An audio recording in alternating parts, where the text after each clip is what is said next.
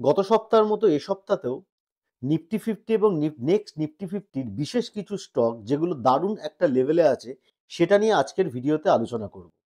আমি দিবাকর, আমার channel trade with দিবাকরে আপনাদেরকে স্বাগত। চ্যানেলটা যদি এখনো সাবস্ক্রাইব না করে থাকেন তাহলে সাবস্ক্রাইব করবেন, কারণ আমি আমার এই চ্যানেলে অনেক লার্নিং ভিডিও আনি যেগুলো আপনাদের পেতে সুবিধা হবে। চলুন তাহলে স্টকগুলো দেখা যাক, এবং প্রত্যেকটা স্টক খুবই পাওয়ারফুল একটা লেভেলে আছে। স্টক ভিডিওটা শেষ অবধি দেখবেন। চলুন ফার্স্ট দেখুন, এখানে দেখুন অ্যাপেলো হসপিটাল, এটা আমি সিলেক্ট করে রেখেছি। অ্যাপেলো হসপিটাল পড়তি মার্কেটে এই স্টকগুলো কিন্তু দারুণ একটা জায়গায় আছে, একটা ডিসকাউন্টেড প্রাইসে কিন্তু চলছে।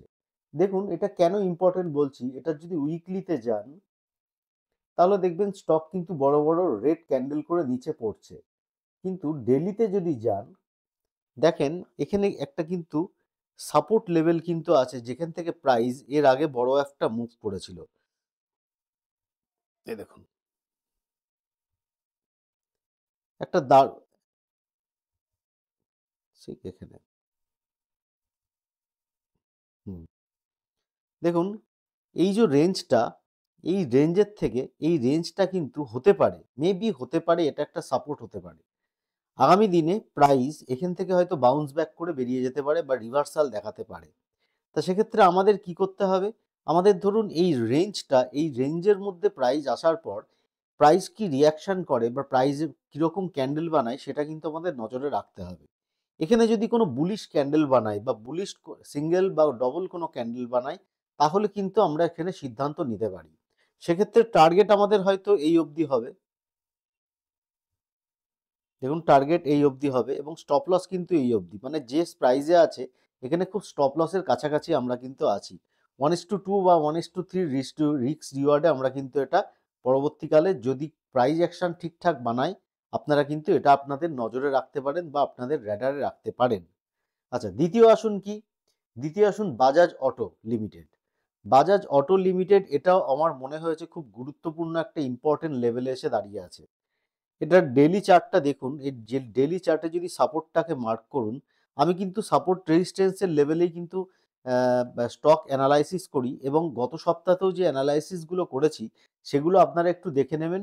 যে কটা অ্যানালাইসিস করেছি প্রত্যেকটা স্টক কোনোটাই স্টপ লসের কাছে যায়নি, হয়তো যেখানে আছে সেখান থেকে কোনোটা 2 থেকে 4% মুভ করেছে, আবার কোনোটা যে প্রাইজের ওখানেই রেঞ্জের মধ্যে ঘুরছে। তা সুতরাং স্টকগুলো আপনারা একটু দেখে নেবেন অ্যানালাইসিসগুলো।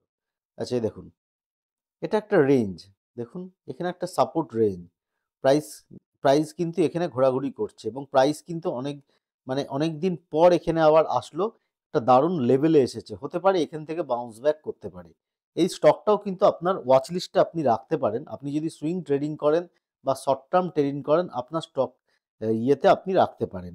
সেক্ষেত্রে এটারও টার্গেট কিন্তু আমরা যদি হয়, যদি রিভার্সাল হয় তাহলে এটারও টার্গেট কিন্তু একটা আমরা ভালো পেতে পারি।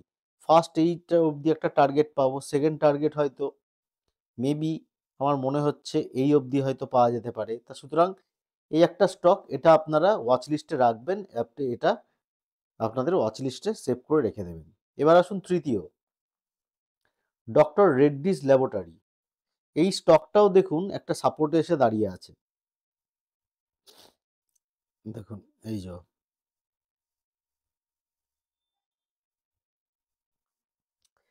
দেখুন এই সাপোর্টে দারুণ একটা স্ট্রং সাপোর্ট এর আগেও ছিল এবং এখনো আছে, এবং সাপোর্টটাকে কিন্তু এখনো ভাঙেনি। সেই সাপোর্টের কাছে কিন্তু প্রাইস এসে দাঁড়িয়ে আছে। পরবর্তীকালে এখানে যদি বুলিশ ক্যান্ডেল হয় বা এমনও হতে পারে এখান থেকে প্রাইস রিভার্সাল করে চলে যেতে পারে। এই স্টকটাও কিন্তু আপনাদের র্যাডারে রাখতে হবে। এই স্টকও যদি একবার রিভার্সাল করে তাহলে কিন্তু ফার্স্ট টার্গেট এটা হবে, দেখুন এটা হবে, এবং দ্বিতীয় টার্গেট কিন্তু এটা এই অবধি স্মুথলি চলে যেতে পারে প্রাইস। ঠিক আছে, তা এটাও আপনি আপনার ওয়াচ লিস্টে রাখতে পারেন, এই স্টকটাও দেখতে পারেন। এবং যে কটা স্টক আমি আলোচনা করছি এটা কোনো রেকমেন্ডেশন বা টিপস নয়, এটা অনলি এডুকেশনাল পারপাস, কারণ আমি কোনো সেবি রেজিস্টার্ড অথরাইজেশন ব্যক্তি নই আপনাকে টিপস দেওয়ার মতো। ঠিক আছে, এটা আমরা একটা অ্যানালাইসিস করছি বা একটা স্টাডি করছি আফটার মার্কেট। চলুন এবার দেখা যাক নেক্সট স্টক কি, এলএনটি, লার্সেন অ্যান্ড টুব্রো। দেখুন এই স্টকটাও ওই আমার সেম স্ট্র্যাটেজি, সাপোর্ট রেজিস্ট্যান্স, দেখুন সাপোর্ট, স্ট্রং সাপোর্টের কাছে এসে দাঁড়িয়ে আছে, স্ট্রং সাপোর্ট। প্রাইস এবার কি করবে প্রাইস জানে, তবে আমার মনে হচ্ছে হতে পারে এটা ভেঙে যেতে পারে, আবার হতে পারে এখান থেকে রিভার্সাল নিয়ে এখানে চলে যেতে পারে। এই প্রাইস যদি দেখুন স্টপ লসের কাছেই কিন্তু আছে, ছোট্ট স্টপ লস। এটাও যদি প্রাইস রিভার্সাল হয়ে যায়, ফার্স্ট টার্গেট এটা হবে, দ্বিতীয় টার্গেট কিন্তু এটা হবে। তো সুতরাং যারা সুইং ট্রেডিং করেন বা শর্ট টার্ম পজিশনাল ট্রেড নেন, তারাও কিন্তু এই স্টকটা তাদের র্যাডারে রাখবেন, কারণ আগামী দিনে এই স্টকটা একটা ভালো পারফর্ম হতে পারে। তা সুতরাং এটা আপনার নজরে রাখবেন।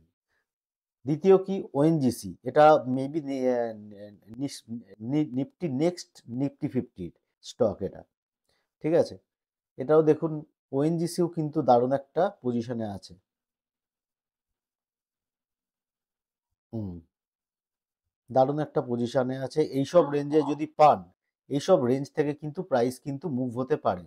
দেখুন এখন এখানেও একটা ট্রেন্ড লাইনেরও গেছে,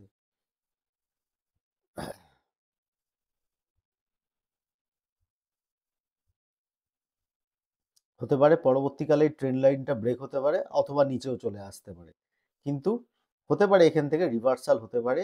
কিন্তু রিভার্সাল হওয়ার আগে কোনো বুলিশ ক্যান্ডেল দেখে নেবেন, অথবা আপনি যে স্ট্র্যাটেজি দিয়ে কাজ করেন, যদি সাপোর্ট রেজিস্ট্যান্স হয় সেটা নিয়ে একটু স্টাডি করে নেবেন, এটা স্টাডি করে নেবেন একবার আপনারা, ঠিক আছে। ওএনজিসিটা আপনাদের নজরে রাখবেন, এটার ক্ষেত্রেও তাহলে টার্গেট ফার্স্ট কি হতে পারে, দেখুন প্রাইস যদি একবার রিভার্সাল করে, তাহলে কিন্তু ফার্স্ট টার্গেট দেখুন এই রেঞ্জ অবধি হবে, সেকেন্ড টার্গেট এটা সুন্দর একটা টার্গেট পাওয়া যাবে কিন্তু এই রেঞ্জ অবধি হবে।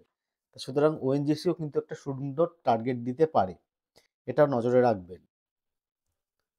নেক্সট আসুন, এটা আমি মার্ক করাই আছে, নেক্সট গেল, গেল ইন্ডিয়া। দেখুন এটাও একটা ইম্পর্টেন্ট লেভেলে আছে, যেখান থেকে প্রাইস এর আগেও বাউন্স ব্যাক করেছিল।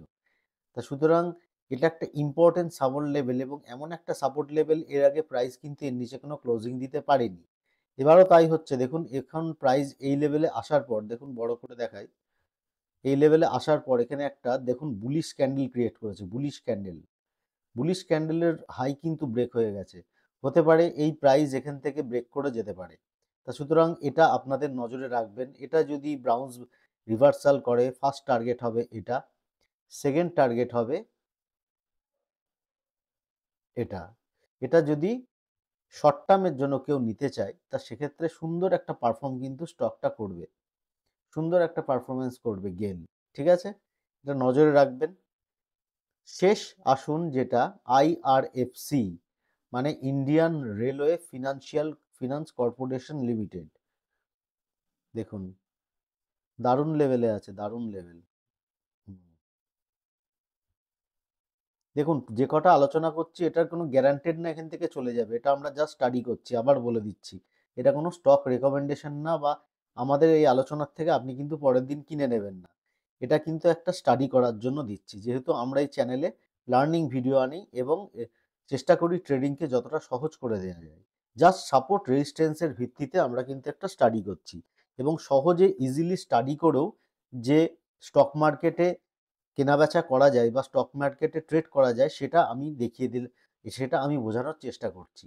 প্রচুর ইন্ডিকেটর বা প্রচুর মুভিং অ্যাভারেজ লাগিয়ে কোনো লাভ নেই, সিম্পলি স্টককে জাজ করুন, ওটা হলে ওটাই কাজ হবে।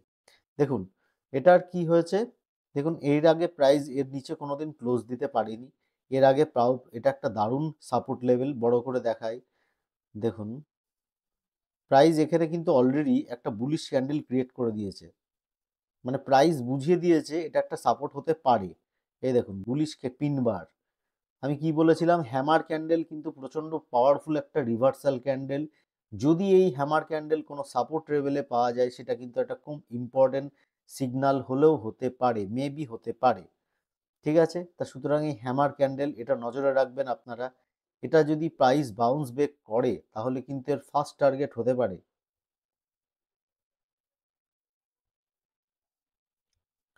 164, এবং সেকেন্ড টার্গেট হতে পারে মেবি এই অবধি।